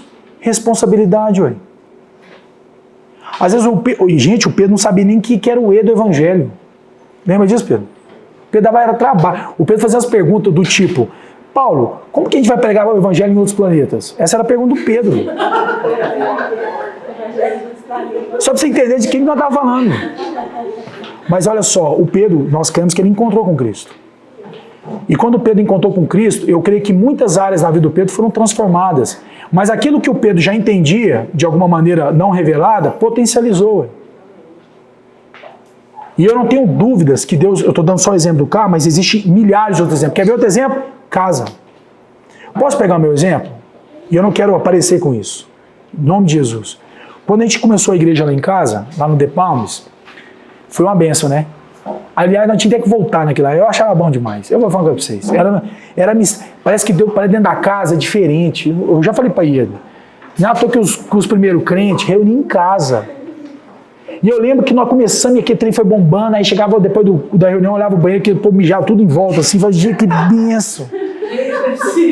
E aí eu olhava para aquilo e eu olhava para ele. Falava, nossa, amor de Deus, vai dar graça. Que trem bom, né, amor? Que revelação. Os povos mijou no chão de novo. Meu amor. Mas aí depois aí, não, mas foi benção, foi bom, foi maravilhoso. Aí ela fala, você vai me ajudar a limpar o chão? Eu falei, amor, eu tô com sono. Tá vendo por que eu não gosto? Aí, beleza, aí eu ajudava depois. Então. Mas olha só, eu lembro que na época, eu não sei, quem não esteve lá em casa não vai lembrar disso, mas quem esteve vai lembrar. Nós começamos a ter um problema, lembra? Vizinho. É o vizinho. Gente, esse vizinho, eu vou falar pra vocês, ou a gente é realmente muito chato, e eu também não posso tirar essa questão, porque nós era muito barulhento mesmo. Ou era o próprio Satanás que queria tirar nós de lá, porque não tinha condição. Vocês lembram que teve um dia que ele bateu na porta, até o cachorro dele entrou lá em casa, porque ele foi gritar comigo lá, e eu olhei para os irmãos e falei assim, mata ou não mata? Eu fiquei tão nervoso aquele dia, que eu falei, gente, acabamos de pregar lá dentro do amor, do perdão, e eu falei, mata o vizinho, né? Ia acabar com a mensagem. Mas eu lembro que um dos dias, eu e a Ieda tivemos uma conversa séria. Amor, vamos acabar com a igreja aqui em casa? Não tem jeito. Como é que nós vamos acabar com a igreja aqui em casa? Se é o que Deus mandou nós fazer. Amor, tem outra solução, hein? Vamos orar para Deus arrumar um espaço melhor para nós, hein? E assim, meus irmãos, quem não entende todo esse contexto para trás, não vai entender como é que nós estamos numa casa maior. Você entende o que eu estou falando? E vamos falar, não tem a ver com a competência do Tiago nem da Ieda. O Tiago não ficou mais inteligente para ganhar mais dinheiro. A Ieda não teve uma revelação surpreendente da cura do câncer para ganhar mais dinheiro para não ganhar uma casa daquela. Sabe o que eu creio que Deus fez? Ele multiplicou a mina. Só isso. E sabe por que Deus fez isso? Porque Ele é fiel.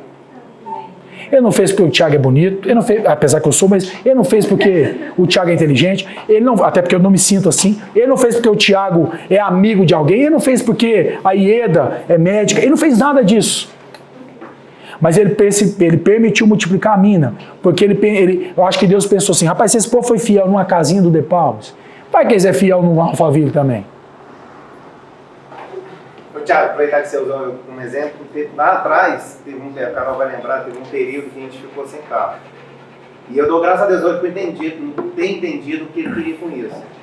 As reuniões eram na Josi e a Carol acordava 3 horas antes, para pegar 3 ônibus e caminhar a pé com as meninas no colo. Para ir para a Josi. E nós nunca deixou de faltar no culto por conta de automóvel.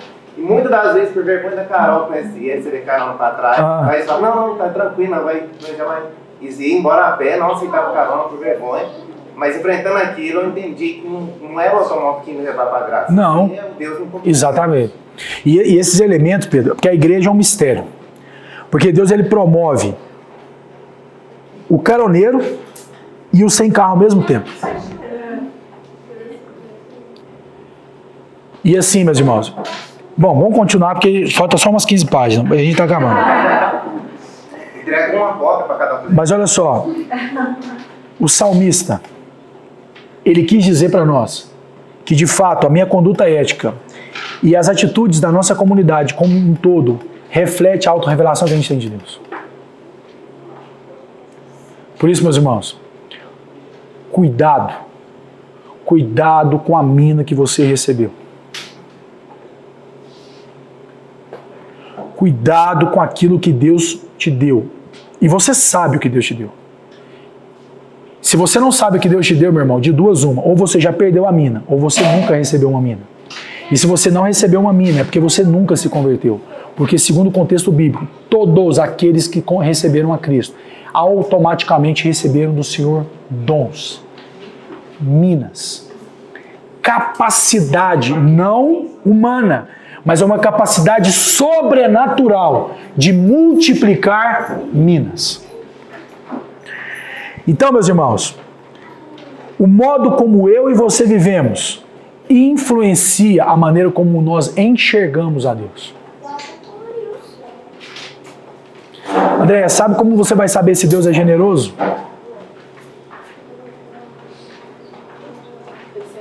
Sendo generosa.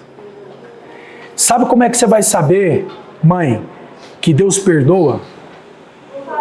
É perdoando os seus semelhantes. Sabe como você vai saber que Deus é galardoador daqueles que o buscam? Quando você busca ao Senhor. E isso não tem a ver com a questão física de ação e reação. Isso tem a ver com um princípio eterno. Porque se você pensa que Deus é mau, sabe o que Deus vai pensar de você? Serei mau, então. Não que Ele vai mudar que Ele é, mas a sua interpretação de quem Deus é. Existe uma contradição aparente nesse texto. Porque na sequência, o rei vira para o servo mau e fala assim: sobre a sua palavra te condenarei. Porque você mesmo disse que, como eu sou rigoroso, eu vou tomar onde não coloquei e vou ceifar de alguma maneira onde não semeei. Ou seja, serei um ladrão. Deus é ladrão, meu irmão? Não. Só que na continuação ele fala assim: sabendo disso, então por que você não pegou esse dinheiro, colocou aonde? Para quê? Para render juro. Já que você se preocupou tanto com isso. Muitas pessoas, eu já vi muita gente, muito crente lendo esse texto e falando que Deus é alguém que se importa com multiplicação de dinheiro. Deus, de alguma maneira, usa sim o artifício dos juros, por exemplo. Mas por que isso está fora de contexto? Presta atenção nisso. Isso está fora de contexto porque a lei judaica proibia ganhos de juros. A lei judaica proibia emprestar dinheiro a juros. Por isso que esse agiota que a gente conhece hoje, na lei judaica, é proibido. E para Deus também é. Ganhar juros sobre os seus semelhantes para Deus não é bom. Mas por que o texto está falando isso? Para corroborar tudo que eu falei no início. Porque o que o rei queria provar aqui não é que esse cara estava preocupado com a mina. Faz sentido agora ou não? Qual que era a preocupação dele, meu irmão?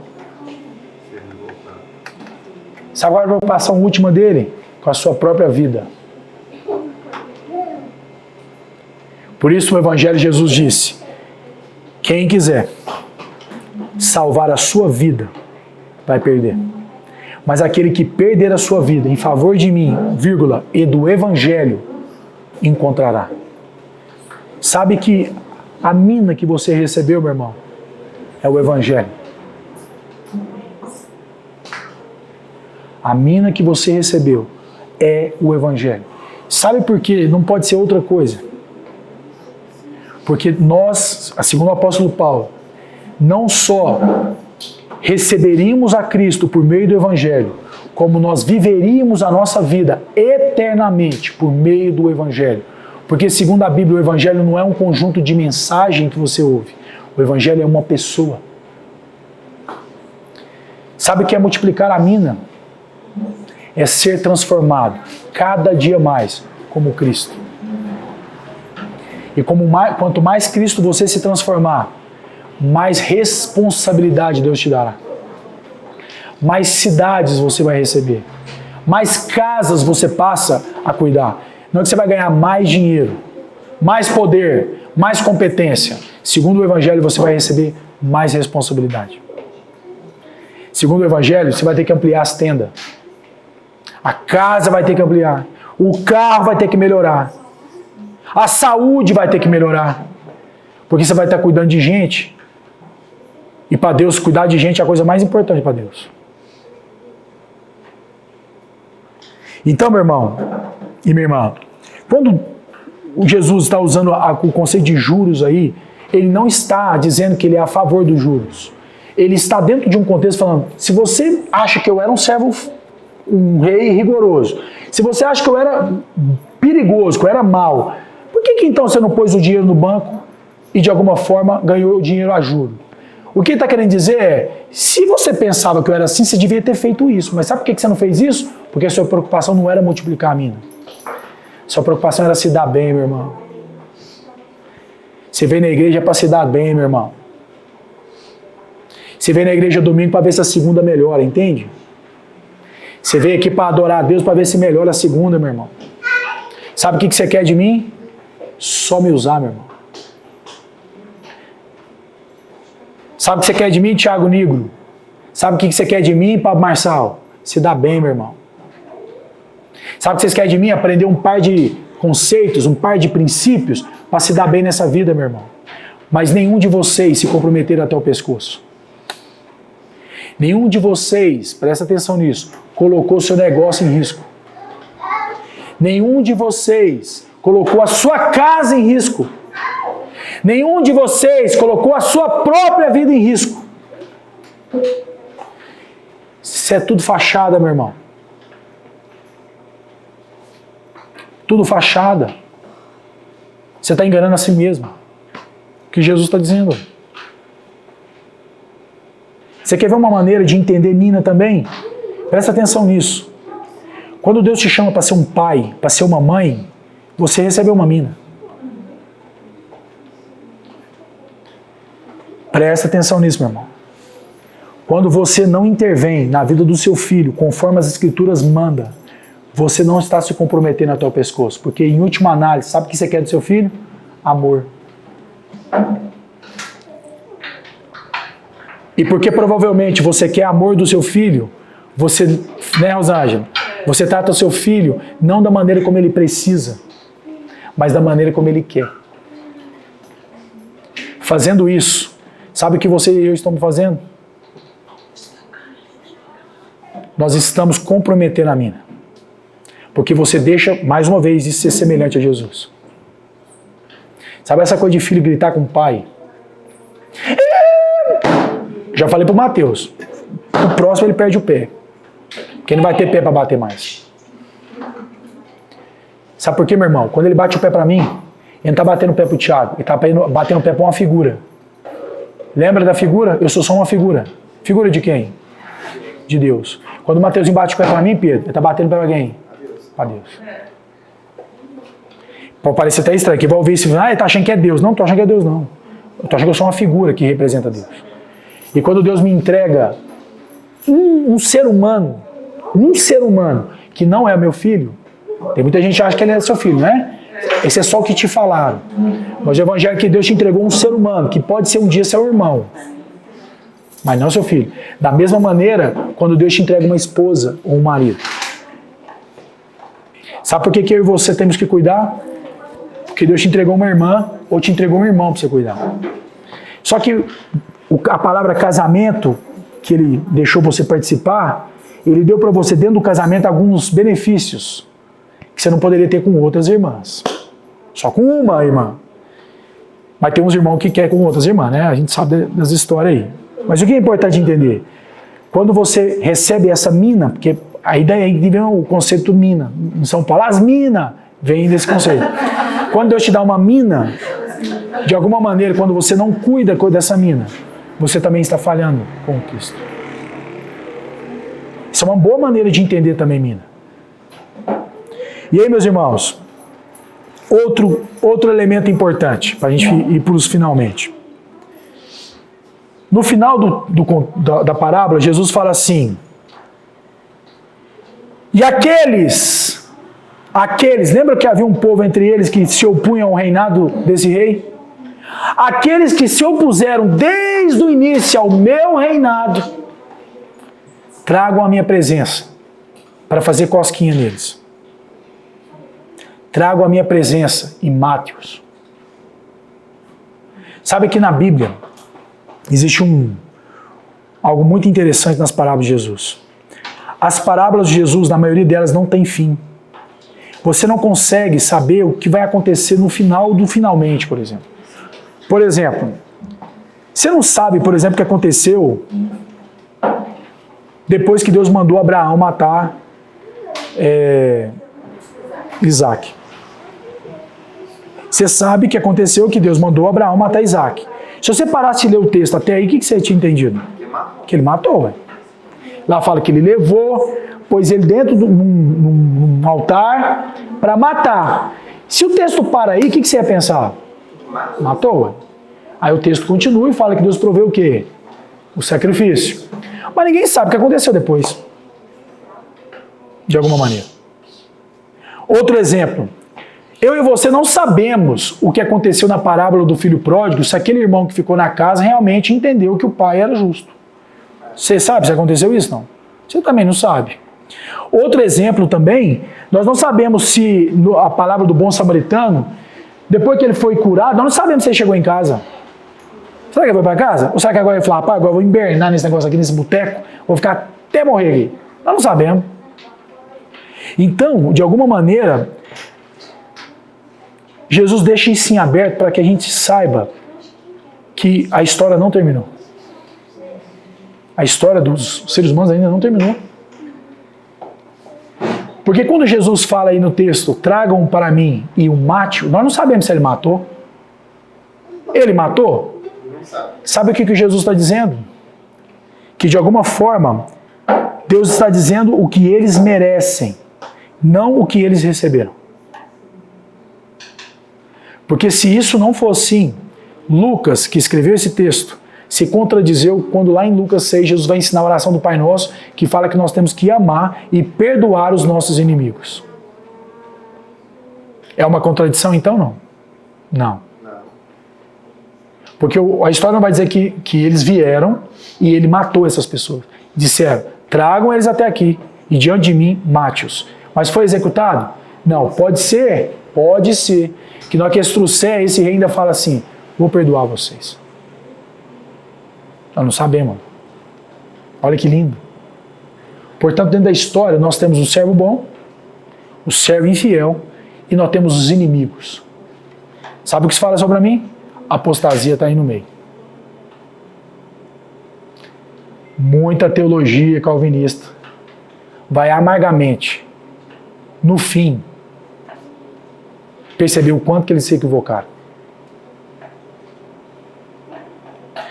Então, meus irmãos, eu quero encerrar. Depois eu posso mandar esse resumo aqui, Renato, que eu digitei aqui. Tem mais coisa aqui, mas eu quero encerrar agora. E eu quero, assim, em nome de Jesus, te fazer uma pergunta, meu irmão. O que você vai fazer com essa mina hoje? Será que ainda existe mina? Ou será que essa mina já foi retirada e dada para outra pessoa? Sabe aquilo que você negligenciou durante a sua jornada cristã e que Deus tomou e colocou na responsabilidade de outra pessoa? E sabe por que Deus faz isso, meu irmão? Porque Deus não está comprometido com você. ele está comprometido com a sua causa maior. O problema não é Deus que tem que se adaptar ou se adequar. Não é Deus que tem que se adequar à sua causa. Eu e você que temos que nos adequar à causa de Deus. Os planos de Deus, segundo a Bíblia, jamais falharão. Principalmente por causa de servos infiéis. Deus não vai falhar. Meu irmão, se você não pregar o Evangelho, Deus vai fazer pedra falar. Jumento vai falar.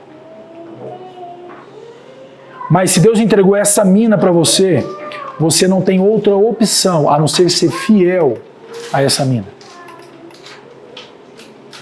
Provavelmente você tem negligenciado essa mina faz muito tempo. Provavelmente a sua negligência tem a ver com o resultado que você espera.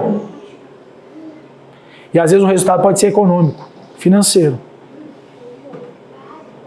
Quando o texto não está falando de dinheiro. Por isso eu disse para os irmãos no início, você precisa retirar a sua lente capitalista do texto. Porque se você não tirar, você não vai entender o que o texto está falando. O texto não está falando de capacidade de multiplicar minas. O texto está falando de fidelidade. O texto está falando de responsabilidade. Insisto, qual é a sua responsabilidade? Vou usar um termo utilizado. Para de mimimi, meu irmão. Deixa eu te falar, eu me incluo nisso, nós estamos nos tornando os crentes que nós criticávamos no início. Nós estamos nos tornando os mesmos crentes que a gente no início denunciava como igreja. Preguiçosos, irresponsáveis, inconsequentes. E isso vai alterar, se é que já não alterou, a nossa percepção do Deus que nós recebemos desde o início. Aquela visão de falar, meu Jesus amado, quem lembra disso lá em casa? Que revelação tremenda isso! Eu não consigo ficar calado diante disso.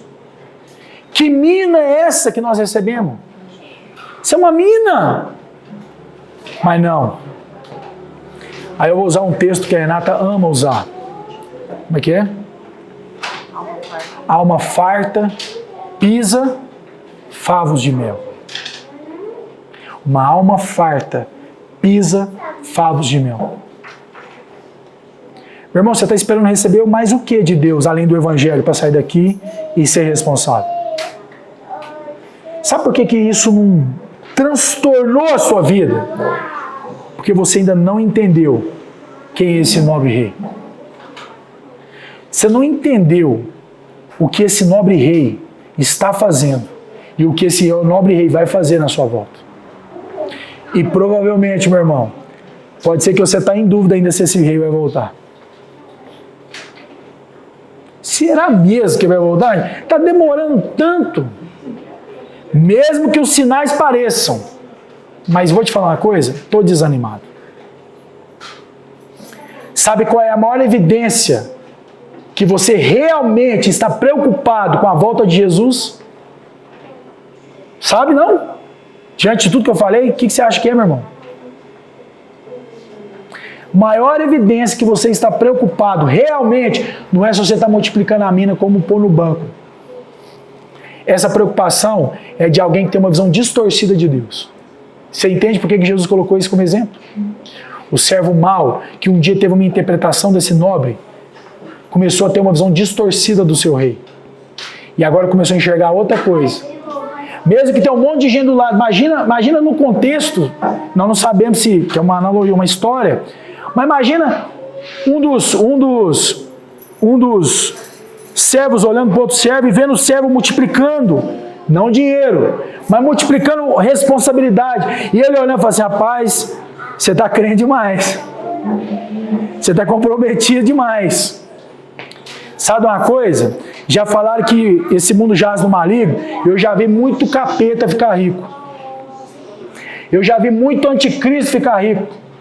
Já vai que eu me comprometa com Jesus e eu perco essa possibilidade. Sabe o que eu vou fazer? Vou esperar um pouco.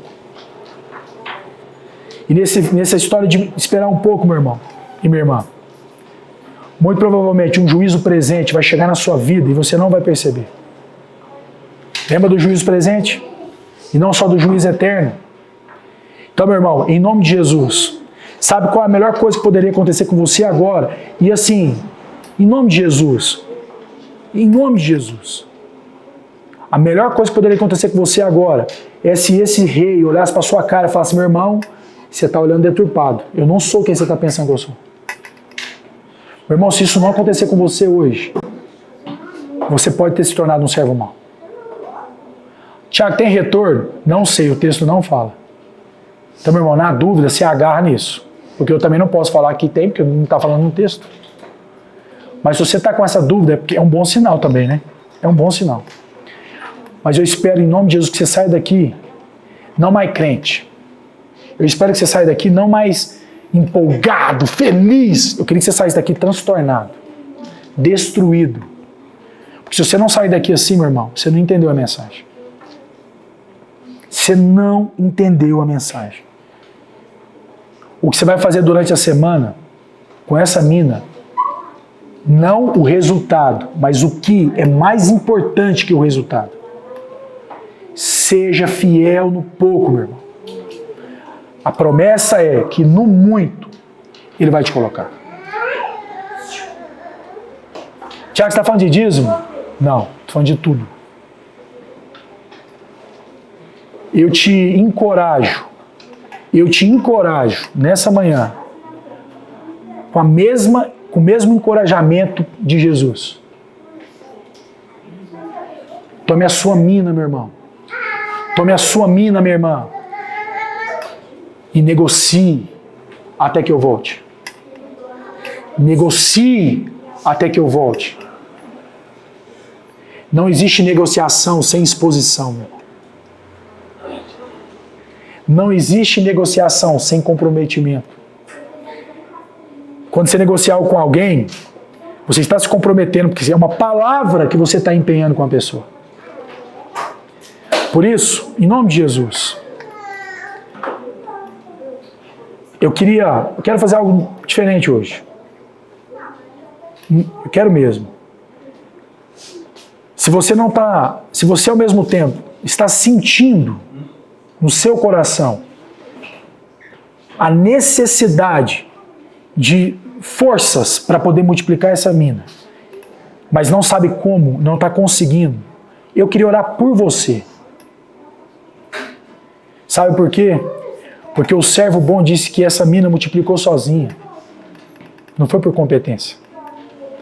Portanto, meu irmão, a resposta de como multiplicar não está em você. Está naquilo que Ele te entregou, que é o próprio Evangelho. Como você tem multiplicado isso, meu irmão? Em nome de Jesus. Você realmente quer correr o risco de ser encontrado como um servo mau?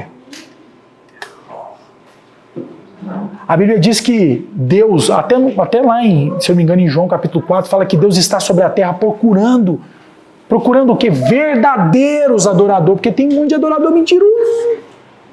Por que ele tem? Porque ele falou, ué. Se ele está procurando um verdadeiro, é porque o resto é tudo mentiroso, ué. Meu irmão, em nome de Jesus.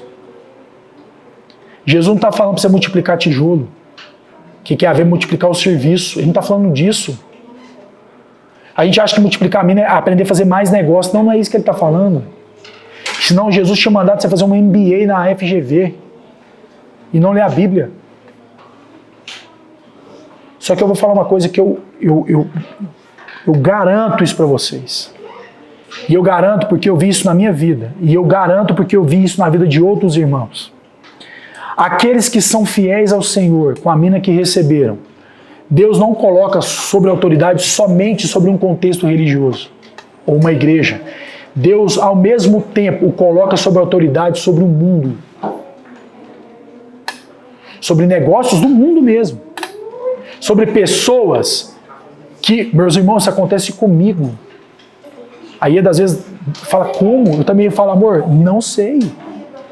Médicos que eu dou consultoria, médicos fizeram MBA, pós-graduação em Harvard, que falam 5, 6 idiomas. Às vezes eles falam umas palavras e eu faço o cara que entendo, e eles falam, não entendeu. Que eu já entendi, eu falei para Ieda ontem. Que às vezes não precisa ser inteligente, você fazendo uma cara que é inteligente já basta. Mas sabe o que aconteceu? Se essas pessoas que Deus tem colocado na minha vida, no meu trabalho, eles perguntassem os meus títulos, eu ia passar vergonha. Eu ia até fingir que não tinha. Isso aí eu não tive tempo para fazer, né? Mas sabe o que esses médicos fazem comigo? Tiago, eu preciso que você me ajude. Só você poderia me ajudar. Eu já procurei um monte de consultoria e ninguém fala o que eu realmente preciso. Olha que louco isso, gente. Sabe o que Deus está fazendo? De alguma forma me permitindo ter mais autoridade ou responsabilidade sobre outras vidas. E sabe que eu vou te falar uma coisa? Você olha isso no mercado, você vai entender. Toda profissão, vocês vão entender isso agora, toda profissão que exige maior responsabilidade, existe maior remuneração. Estou mentindo?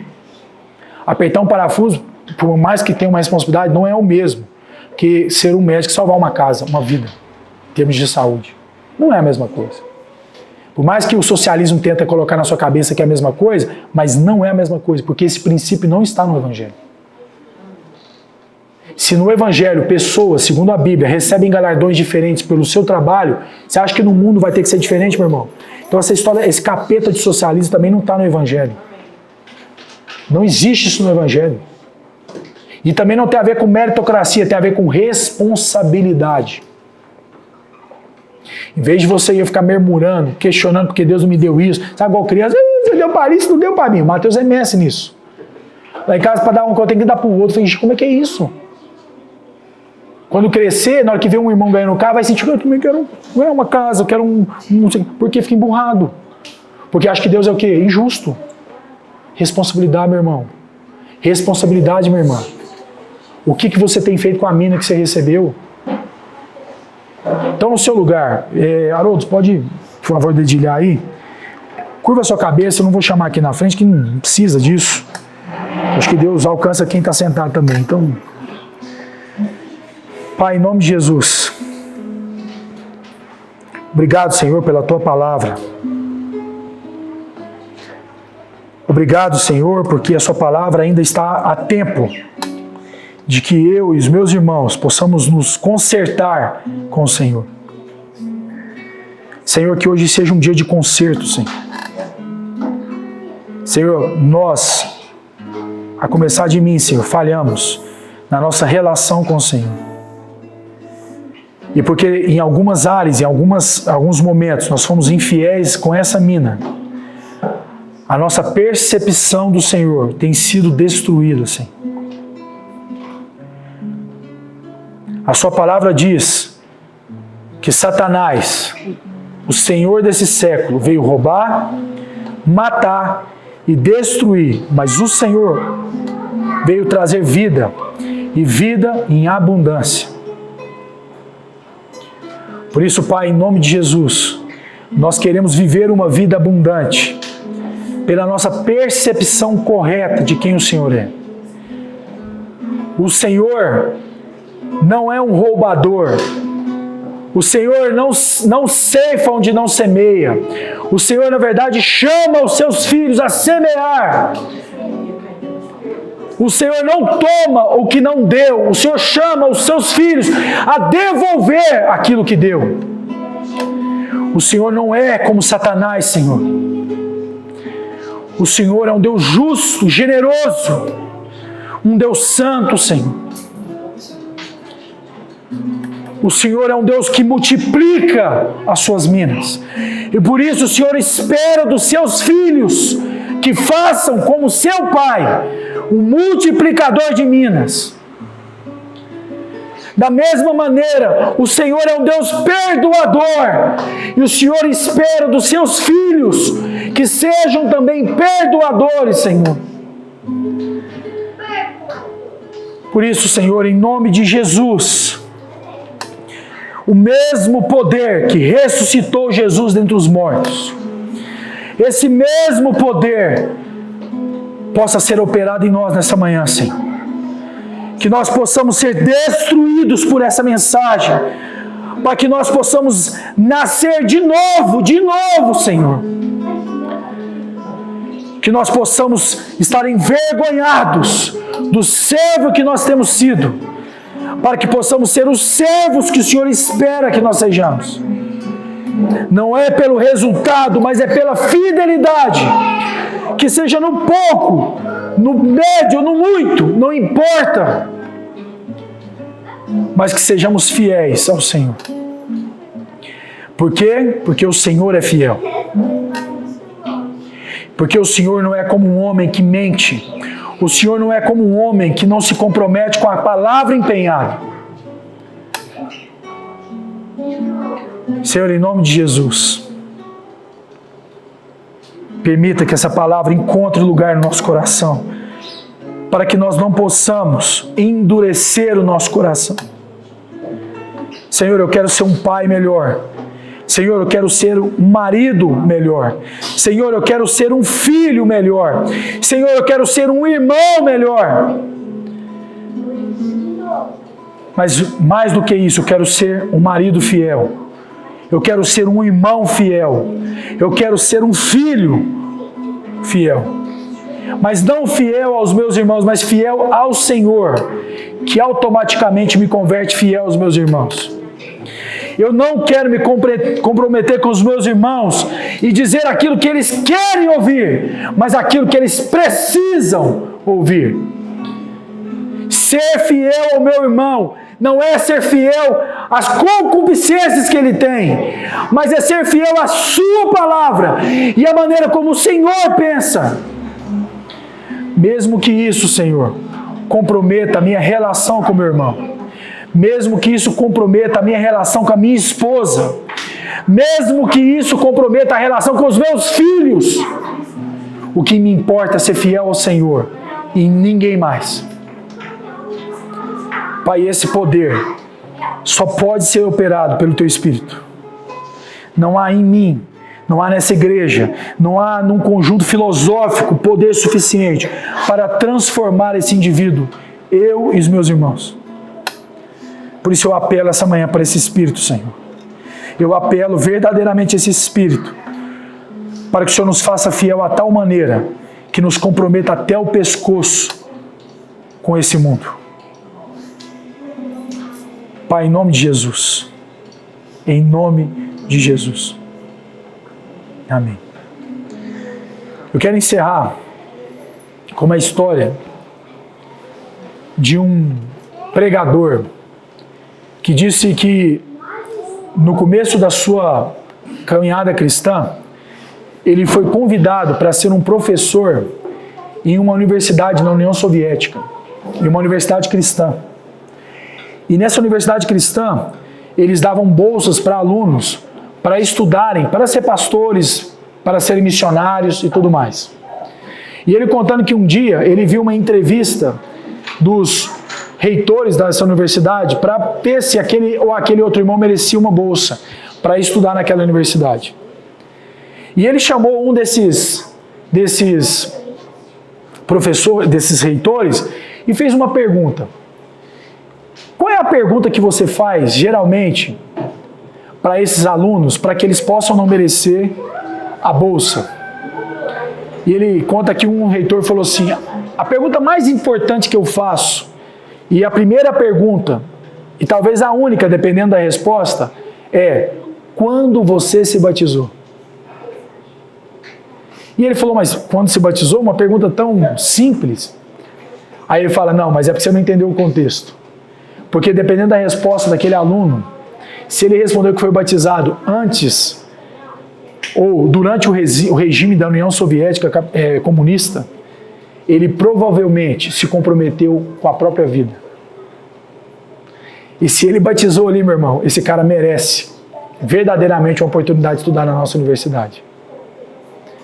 Porque o sinal público da sua fé, que foi o batismo, ele declarou para todos os demais o seu comprometimento com o Evangelho.